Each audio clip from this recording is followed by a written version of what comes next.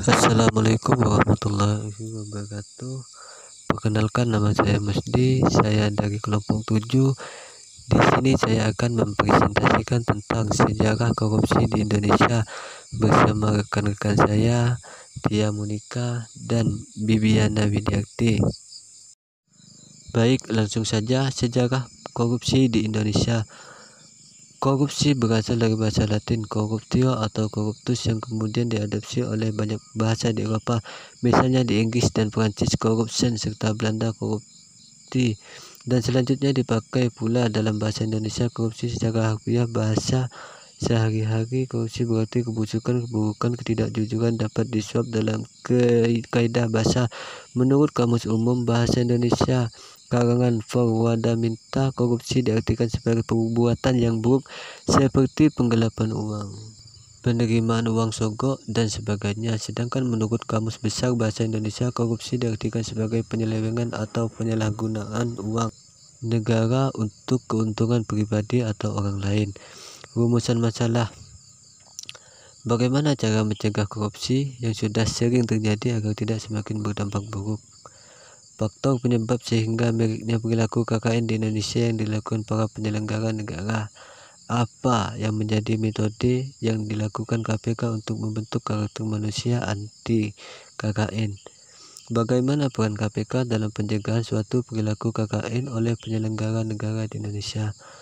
Adapun cara mencegah korupsi yang sering terjadi di negara Indonesia, yaitu hal ini sudah terdapat dalam undang-undang, yaitu pencegahan Undang-Undang Nomor 31 Tahun 1999 tentang pemberantasan tindak pidana korupsi. Dalam pasal 41 ayat 5 dan pasal 42 ayat 5 menegaskan bahwa tata cara pelaksanaan peran serta masyarakat dan pemberian penghargaan dalam pencegahan dan pemberantasan tindak pidana korupsi perlu diatur dengan peraturan pemerintah.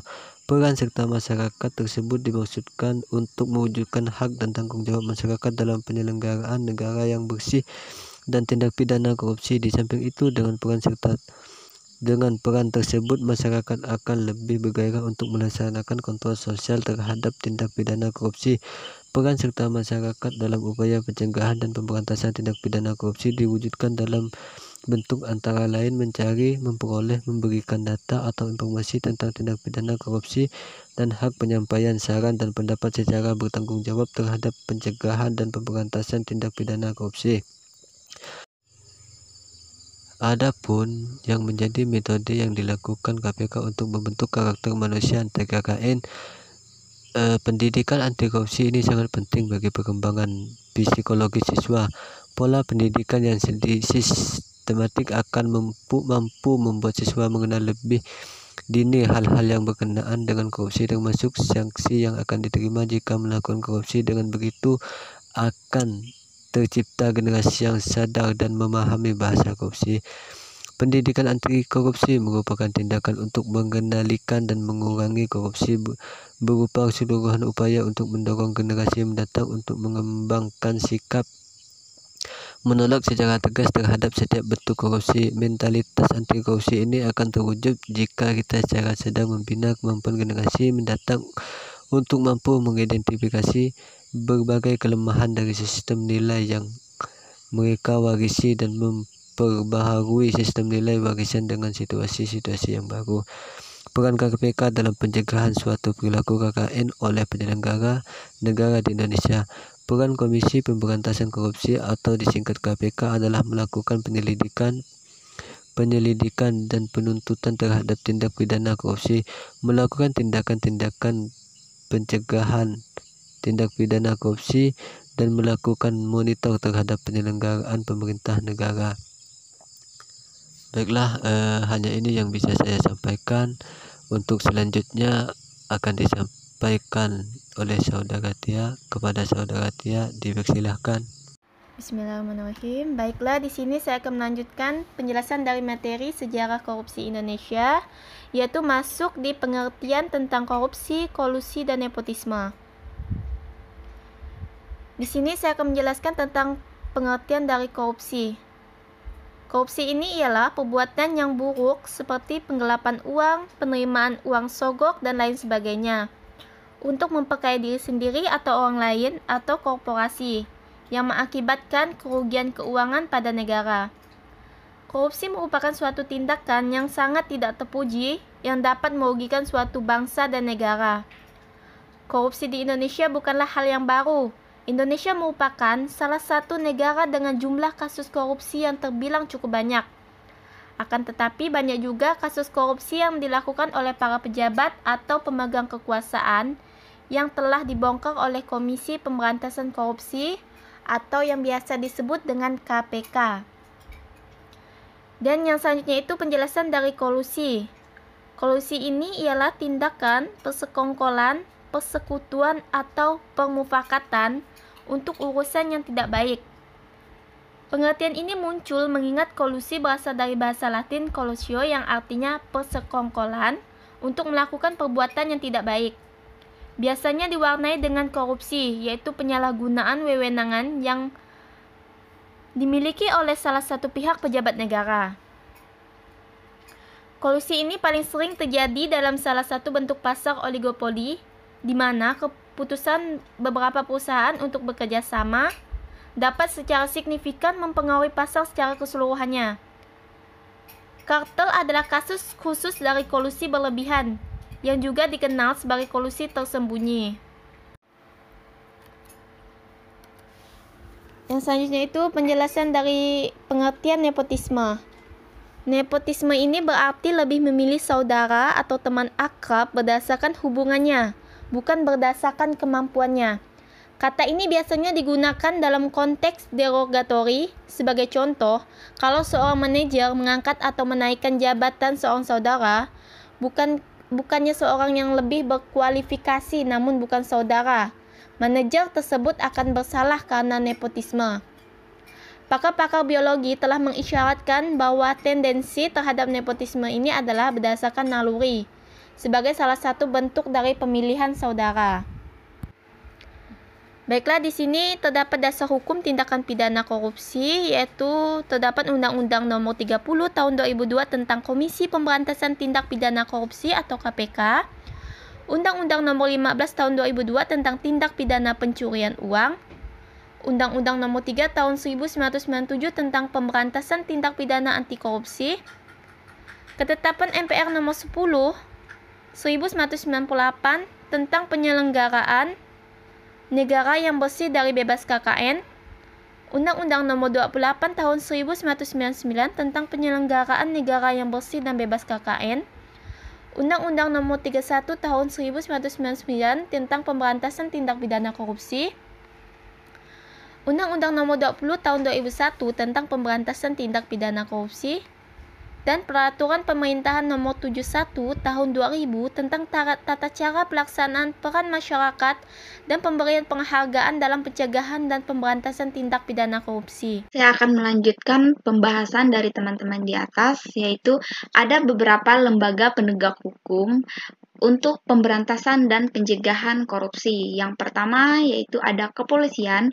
Menurut Undang-Undang Nomor 2 Tahun 2002 tentang Kepolisian Negara Republik Indonesia, Pasal 5 Ayat 1, Kepolisian Negara Republik Indonesia merupakan alat negara yang berperan dalam memelihara keamanan dan ketertiban masyarakat, menegakkan hukum, serta memberikan perlindungan, pengayoman, dan pelayanan kepada masyarakat dalam rangka terpeliharanya keamanan dalam negeri. Tentang Kepolisian Negara Republik Indonesia menyebutkan bahwa tugas pokok Kepolisian Negara Indonesia yaitu yang pertama memberikan keamanan dan ketertiban masyarakat, menegakkan hukum, memberikan perlindungan, pengayoman, dan pelayanan kepada masyarakat. Lembaga yang kedua yaitu Kejaksaan. Kejaksaan merupakan lembaga negara yang melaksanakan kekuasaan negara, khususnya di bidang penuntutan, Undang-Undang Nomor 16 Tahun 2004. Sedangkan yang dimaksud jasa adalah pejabat fungsional yang diberi wewenang oleh undang-undang untuk bertindak sebagai penuntut umum dan pelaksana putusan pengadilan yang telah memperoleh kekuatan hukum tetap serta wewenang lain berdasarkan undang-undang. Untuk lembaga yang ketiga yaitu ada KPK. Komisi Pemberantasan Korupsi. Jadi KPK ini merupakan lembaga negara yang melaksanakan tugas dan wewenangnya bersifat independen dan bebas dari pengaruh kekuasaan manapun. Undang-Undang Nomor 30 Tahun 2002. KPK dalam pemberantasan korupsi berasaskan pada yang pertama kepastian hukum, yang kedua keterbukaan, yang ketiga akuntabilitas, yang keempat kepentingan umum, dan yang kelima proporsionalitas.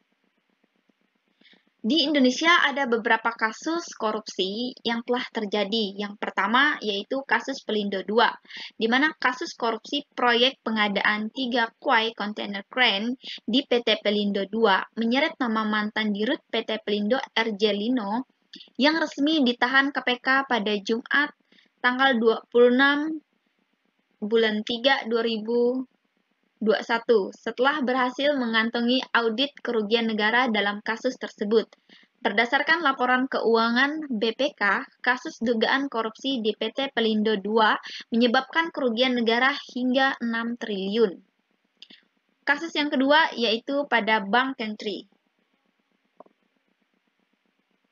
Negara 2021 setelah berhasil mengantongi audit kerugian negara dalam kasus tersebut. Berdasarkan laporan keuangan BPK, kasus dugaan korupsi di PT Pelindo II menyebabkan kerugian negara hingga 6 triliun.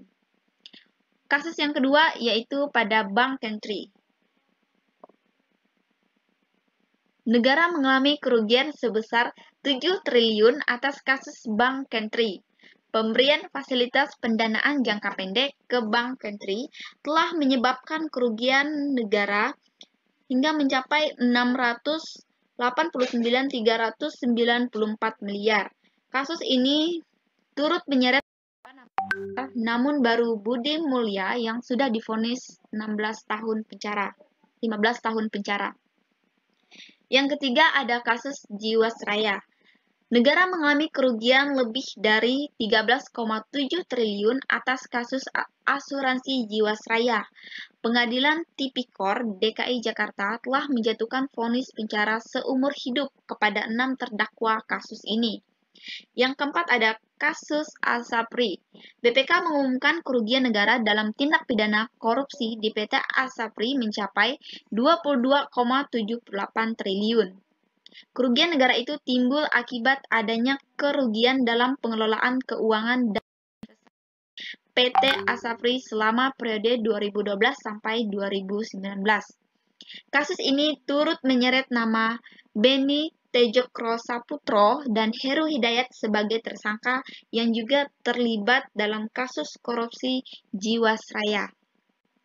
Jadi kesimpulan yang bisa kita ambil dari materi kali ini yaitu korupsi merupakan suatu kejahatan yang sangat berbahaya.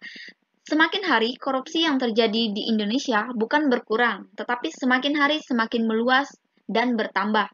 Korupsi yang terjadi di Indonesia sudah sangat mengkhawatirkan dan berdampak buruk luar biasa pada hampir seluruh sendi kehidupan. Korupsi telah menghancurkan sistem perekonomian, sistem demokrasi, sistem politik, sistem hukum, sistem pemerintahan, dan tatanan kemasyarakatan negeri ini. Di lain pihak, pemberantasan korupsi yang telah dilakukan selama ini belum menunjukkan hasil optimal. Jika dibiarkan tetap berlanjut, maka korupsi bisa saja menghancurkan negeri ini. Pendidikan merupakan jalan yang pokok untuk merubah keadaan. Akan tetapi, semua ini tidak akan berjalan dengan lancar apabila tidak didukung oleh lingkungan masyarakat serta lingkungan keluarga. Itulah pentingnya mempelajari ilmu pendidikan anti korupsi. Baiklah, sekian penjelasan dari kelompok kami. Kurang dan lebihnya kami mohon maaf. Kami ucapkan terima kasih.